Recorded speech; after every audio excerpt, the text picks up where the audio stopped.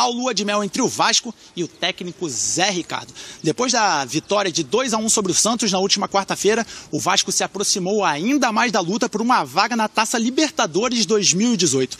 E os números comprovam essa boa fase vascaína. Já são 9 jogos sem perder, a maior invencibilidade do time do ano.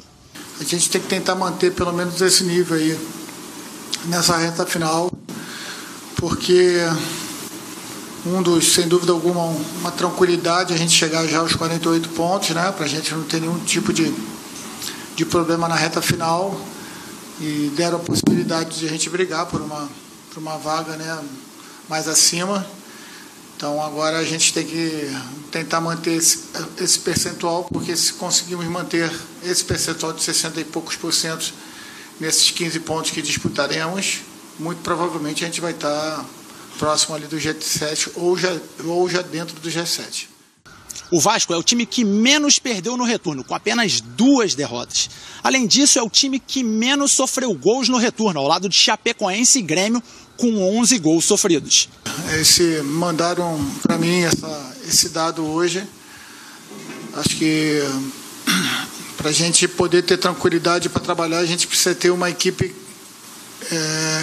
obtendo resultado, né?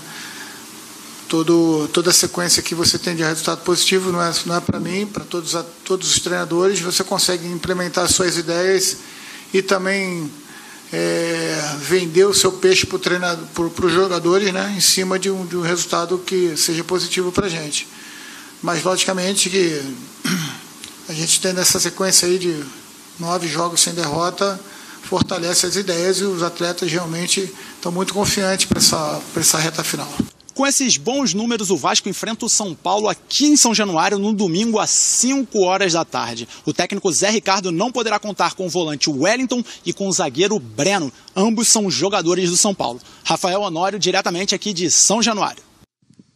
Obrigado ao Rafael Honório pelas notícias do campo do Vasco, né? O Vasco está bem dividido nesse momento entre notícias envolvendo o time e notícias envolvendo a eleição, que ainda está sendo discutida na Justiça. Aliás, tem uma reportagem do Edson Viana que conversou com 2 eleitores da chamada urna da discórdia, a urna 7, isso, né? Bom, o Edson deve explicar melhor ainda na reportagem dele, mas só para atualizar, né, uma das urnas da eleição foi bloqueada pela Justiça porque havia suspeita de irregularidades entre os sócios cadastrados. O Edson, então, conversou com 2 deles e traz a reportagem para nós agora. Por segurança, eles não querem mostrar o rosto, mas contar uma história, sim. A da urna 7, aquela que na eleição para presidente do Vasco recebeu os votos dos sócios separados em uma lista pela Justiça por suspeitas de irregularidades no processo de associação ao clube. A lista tinha 691 nomes, 475 apareceram para votar. Estes são 2 deles. Um amigo meu ligado ao Vasco e foi até minha casa e pediu para eu ser sócio do Vasco, para votar no Eurico Miranda. Quando que você foi abordado por essa pessoa? Foi em março desse ano. Só que o número de registro que aparece na lista associada a seu nome é dezembro de 2015. Você não teve nenhuma participação nem nenhum conhecimento disso? Nenhuma. Você só entregou, preencheu a ficha, deu os documentos e... Nem nunca fui a São Januário para assinar nada. Alguma vez você pagou alguma coisa ao Vasco? Não, nunca paguei nada. Eu entrei de sócio no final de 2016. Não lembro o mês exato. Foi para setembro, outubro, por aí. E na lista está que minha adesão foi em dezembro de 2015. Em 2015, de janeiro a outubro, em média, o Vasco ganhou cerca de 20 novos sócios por mês. Mas em novembro e dezembro daquele ano, esse número disparou. E nesses meses, a média passou para 345. 691 novos sócios em apenas 2 meses. 16 deles foram registrados em domingos, quando a secretaria do clube está fechada, e 20 pessoas estavam com o mesmo número de celular cadastrado. Esses dados levaram o então candidato Fernando Horta a contestar na justiça nomes que estavam na lista de sócios aptos a votar apresentada pelo clube. Fizeram com a data retroativa para tentar disfarçar. Eles estão preocupados com essa situação, que 90% ou mais dessas pessoas não têm nem a carteira. Quando esse vascaíno virou sócio, segundo ele, com a ajuda de um amigo, a eleição nem passava pela cabeça. E eu, na época, tinha muita vontade de virar sócio, porém não tinha condição para isso. Então ele me levou até um segurança do Vasco e perguntou se tinha como me colocar no esquema. E esse segurança perguntou se eu queria mesmo e me deu uma ficha para preencher.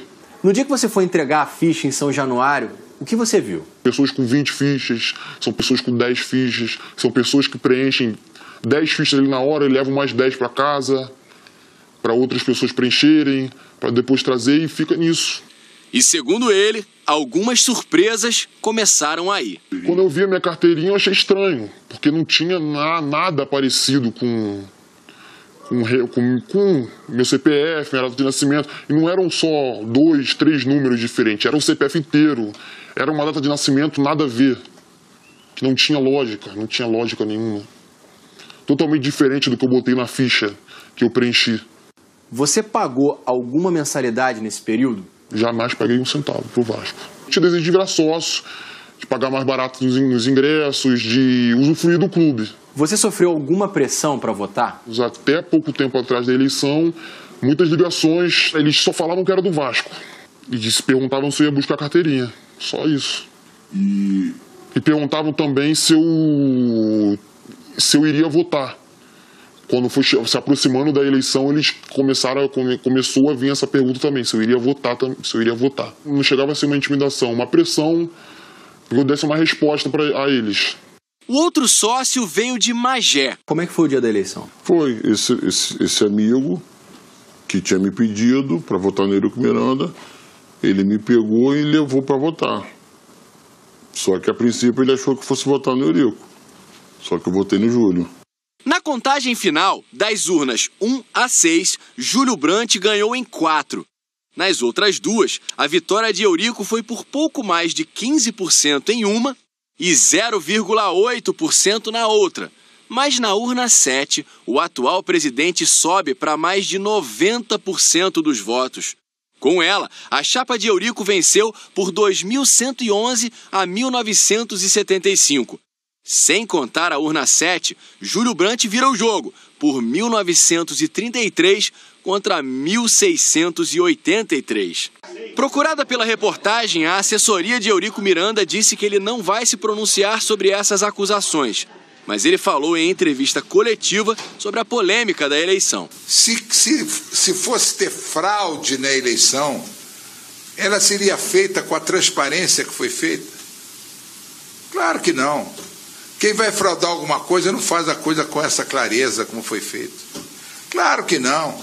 Agora, aí passa a imagem que no Vasco é com fraude. Como com fraude?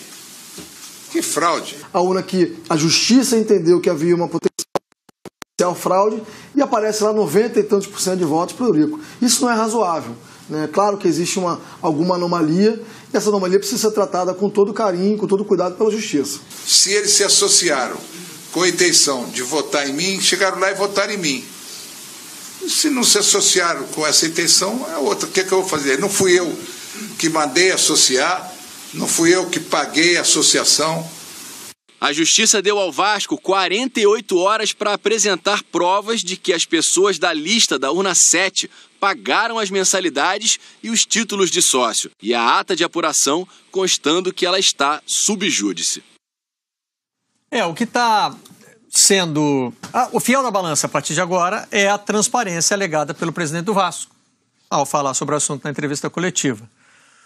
Porque se todos os processos foram feitos dentro do que manda o o estatuto do clube, por mais que você possa achar estranho, tem até um cálculo que foi publicado hoje de que é mais fácil ganhar na Mega Sena do que ter uma diferença como aquela na urna, né, comparado com as outras urnas, né? Os números chamam muito a atenção, eles estão fora do padrão. Né? Mas tudo isso só vira um caso passível de jogar pela justiça se tiver uma irregularidade. Uhum. Você está falando de 691 pessoas, 375 votantes que tenham se cadastrado, 475 votantes que tenham se cadastrado de forma legítima, apresentem sua carteirinha, comprovante de mensalidade, aí não... Ou não? É que ou ainda há algo que pelo fazer. Que eu entendi, já existia uma dúvida em relação a esse grupo dessa 7ª urna antes de começar a eleição, né? Sim. Tanto é que eles separaram. Não, a urna é embargada. Já estava bloqueada. Votaram em separado, vamos dizer assim. Então já existia uma suspeita que algo pudesse acontecer naquele universo de 600 e poucas pessoas. O que me surpreende é que em 2017, e aí não estou falando só do Vasco, tá? Vou generalizar, que a gente ainda tenha que se deparar com esse tipo de situação num futebol tão...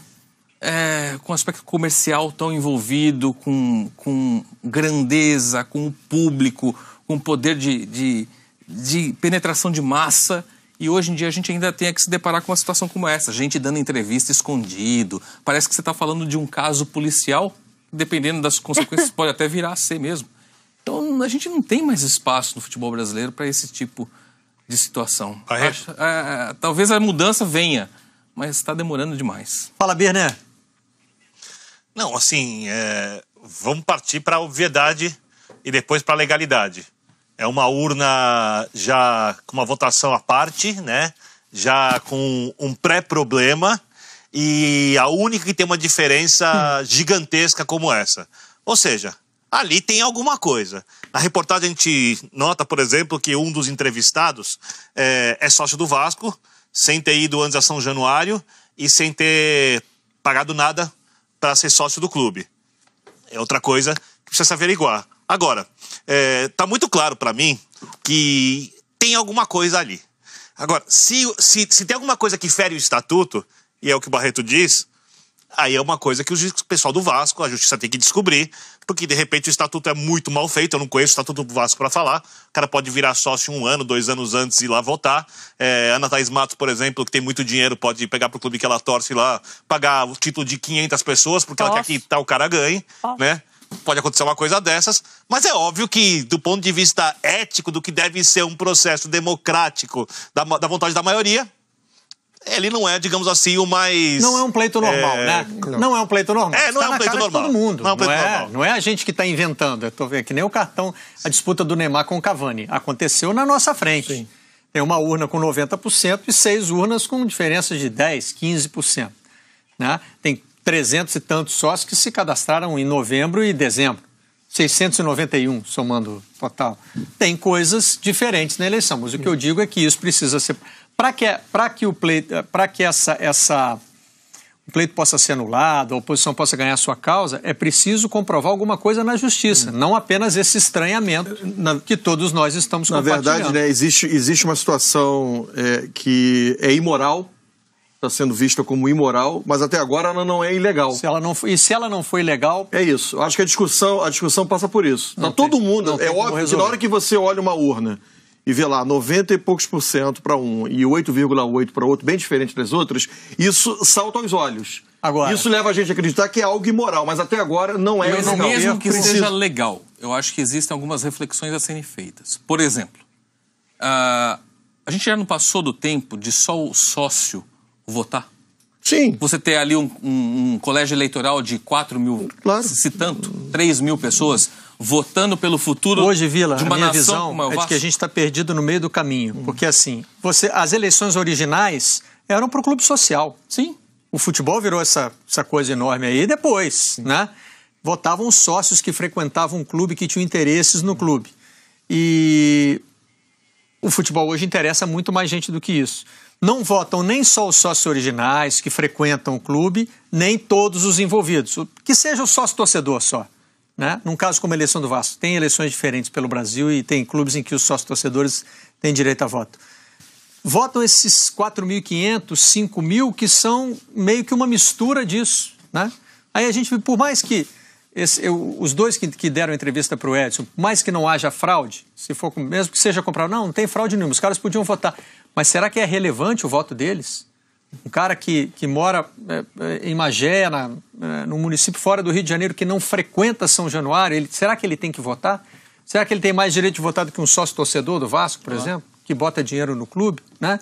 Eu acho que esse processo precisa, sim, ser discutido. Agora, eu não perco a minha mania chata de fazer conta retroativa e os 200 e tantos votos do Fernando Horta elegeriam o Júlio Brandt sem urna polêmica. Você diz da oposição se juntar? Porque o Fernando Horta abandonou o pleito no meio. Às 2h30 da tarde.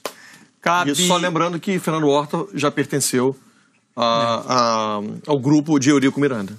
Então, vamos continuar observando, né? E agora o Vasco tem esse prazo de 48 horas para mostrar à Justiça que todos que votaram são sócios ativos e que está tudo certo. É isso que a gente vai continuar monitorando aqui no Seleção. Agora está na hora de falar com o Eric Faria. Ele vai entrar conosco por telefone com notícias sobre o